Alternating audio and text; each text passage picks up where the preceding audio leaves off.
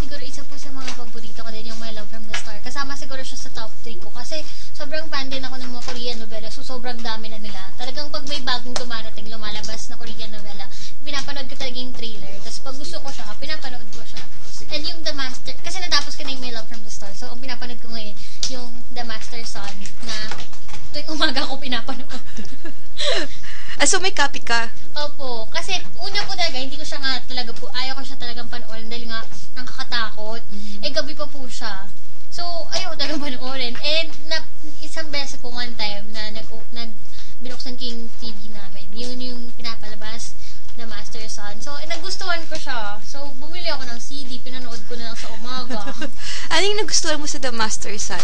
Ba't mo nasabing nagustuhan? Doon si Seo In-guk, yung gwapong ka-love triangle niya. Kasi po, ang unique nung kwento, saka sobrang big hit din siya sa Korea. So, lagi ko siyang nakikita pag nagpupunta ako sa mga site ng mga Korean novela. So, parang yun po, na-intriga din ako. Medyo pinigilan ko lang talaga yung sarili ko nung simula dahil nga horror.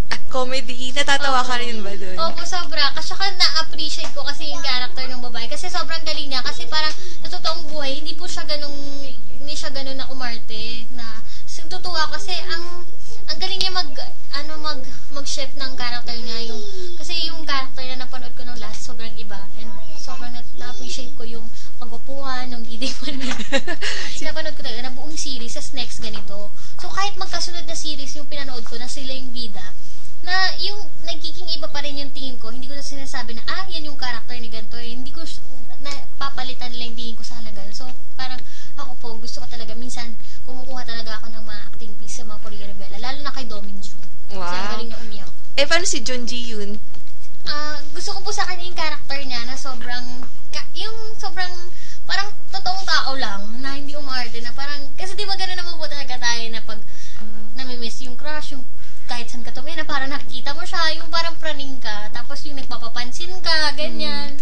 Tapos ayan po mga kapuso, sana po palagi niyo pong subaybayan ang mga Korean novela na lumalabas sa GMA, lalo-lalo na ang My Love from the Star, ang Jewel in the Palace, at syempre sinabi ko din lahat, ang Jewel in the Palace, at ang The Master Son. So, abangan niyo po si Mateo Do, at ang paglabas ko po sa My Love from the Star. Hindi po, ayan, sana po supportahan niyo palagi ang mga Korean novela, dahil alam ko po na hindi kayo magsisisi pag pinanood